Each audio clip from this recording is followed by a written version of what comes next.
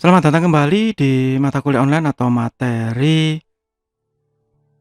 kuliah manajemen organisasi. Saat ini kita ada di bab mengenai konflik and negotiation, konflik dan negosiasi.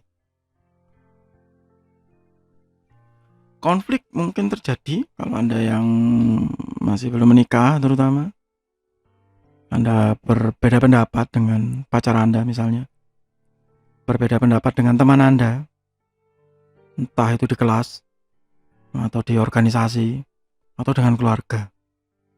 Dan ini sesuatu yang tidak bisa kita hindari, ya.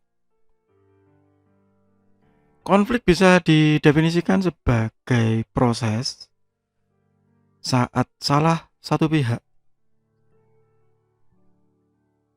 menerima hal-hal yang bertentangan dari pihak yang lain. A process in which one party perceive that his or her interests are being opposed by or negatively affected by another party. Party di sini adalah pihak, ya, bukan pesta. Jadi ya, pada saat kita bertentangan dengan pihak lain tadi bisa berupa keluarga, teman, atau yang lain. Di dalam pandangan yang berbeda, khususnya di dalam pandangan manajemen organisasi, konflik itu bisa jadi konstruktif jika occur when people focus their discussion on the issue while showing respect for people with other point of view. Jika kita saling menghormati satu sama lain di dalam berdiskusi untuk memecahkan konflik tersebut. Bisa juga berakibat positif jika itu berhubungan dengan relationship, dengan hubungan. Misalnya konflik dalam keluarga, konflik dengan teman. Fokus on people rather than the issue as the source of conflict. Jadi bisa jadi kita tidak berpedoman kepada masalahnya tapi kepada orangnya. Kalau itu negatif, ya maka kita akan memutus pertemanan tadi. Bahwa masalahnya ini bukan di sini tapi di orang itu, begitu. Orang itu yang menjadi masalah, bukan hal ini yang menjadi masalah. Karena meskipun masalah ini diselesaikan, tapi orang itu nanti akan tetap kontra terhadap kita. Nah, itu sering terjadi dibandingkan yang konstruktif pasti. Proses konflik bisa jadi karena incompatible goal, jadi tujuan yang berbeda.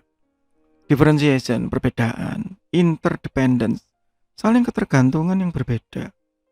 Scarce resources, atau sumber daya yang terbatas, rebutan. Yang menjadi konflik tingkat negara biasanya berebut minyak, berebut air, berebut rempah-rempah ya kalau zaman dulu. Ambiguous rules, ada aturan yang diterjemahkan secara berbeda-beda. Aturannya sudah ada, aturannya sudah tertulis, tapi yang satu menerjemahkan A, yang satu menerjemahkan B, sehingga jadi konflik. Atau komunikasi yang jelek. Itu semua sumber-sumber dari konflik yang sering terjadi. Sehingga akan terbawa kepada persepsi, sudut pandang yang berbeda, dan emosi pasti. Itu tidak bisa dihindari. Di dalam organisasi atau perusahaan seharusnya memang ada manifest konflik. Tergantung dari konfliknya tadi, apakah yang konstruktif atau relationship. Mencari konstruktif konflik tidak mudah. Lebih banyak ke relationship yang akhirnya berujung ke orang per orang, person to person. Sehingga akan mempengaruhi keputusan atau decision dan perilaku. Saya sudah gak suka lah sama orang itu. Dan nanti akan ada outcome-nya. Kalau secara negatif ya kita tahu. Jadi stres, turnover, keluar masuk. Akhirnya berimbas ke politik pasti. Lower performance, males. Kinerja turun. Kenapa? Saya gak suka sama pimpinan saya, begitu. Saya gak suka sama teman-teman saya. Distorted information. Akhirnya semua informasi yang disampaikan itu jadi gak benar gitu ya. Dipelintir. Tetapi kalau yang positif ya itu semua kan berbalik. Semakin konflik maka semakin tinggi performanya, semakin bagus kinerjanya. Ada yang seperti itu, responsif. Ada yang karena konflik, karena setelah bertengkar kemudian rukun, akhirnya semakin kuat hubungan antar person, tim cohesion, semakin erat, semakin akrab. Ada yang menjadi better decision. Kenapa? Karena sudah tahu, sudah berkonflik, maka keputusan yang diambil sudah bisa dibayangkan sebelumnya. Ada orang yang suka konflik, ada yang tidak, ada yang suka menghindar, ada yang memang suka konflik, ya. Dan tiap orang berbeda. Apakah kita bisa hidup tanpa konflik? Jawabannya tidak mungkin. Selama kita masih jadi makhluk sosial, kita akan terlibat konflik, itu jawabannya. Sekarang bagaimana cara kita menghadapi itu pertanyaan berikutnya.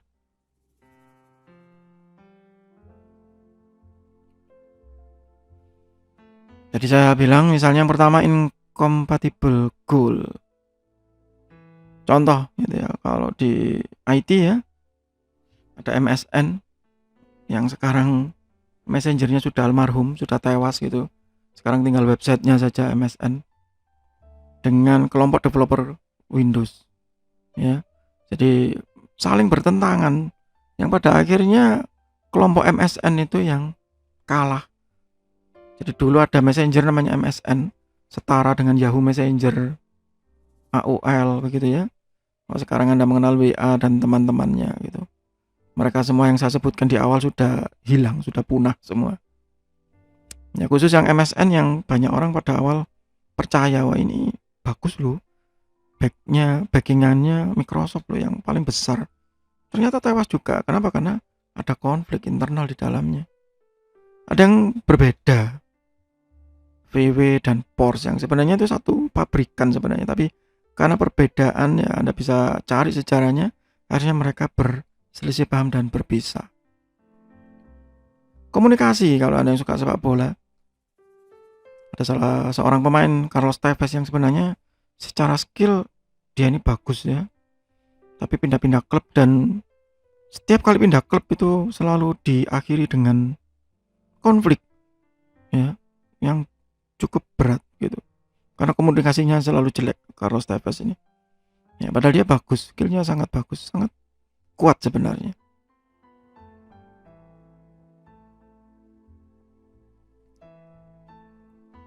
Dan konflik handling style. Gimana kalau sudah ada konflik tadi? Gimana cara menghadapinya? Yang paling gampang ya dipaksa. Seperti di bab sebelumnya itu. Tangan besi. Ayo, kalau nggak mau selesai konfliknya saya pecat semua. Nah, begitu misalnya. Atau mau problem solving, pemecahan masalah, wah sok keren gitu. Ayo kita pecahkan masalahnya bersama-sama. Ya nggak segampang itu juga kali ya. Atau kompromi, nah ini yang paling banyak ngalah. Kalau zaman dulu ada lagu mengalah untuk menang gitu ya. Ya ini yang banyak dilakukan orang. Ya udahlah ngalah gitu ya. Kalau orang Jawa sih waras ngalah gitu. Jadi ya sudah, saya mengalah bukan untuk kalah, tapi supaya konflik ini cepat selesai terlebih dulu begitu. Itu yang paling banyak dilakukan juga. Atau menghindar. Daripada konflik dah biarin aja dia di situ. Saya di sini saja. Ini juga banyak terjadi. Atau yielding apa ya, bermuka dua kemudian ya dengan cara-cara yang aneh begitu ya. Gitu. Kalau yang paling banyak dilakukan ya forcing dan compromising ini. Memaksa atau kompromi. Begitu, itu yang paling mudah ya untuk dilakukan.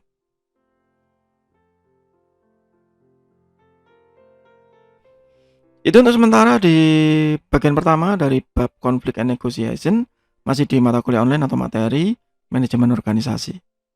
Semoga bermanfaat, tetap sehat, tetap semangat. Terima kasih.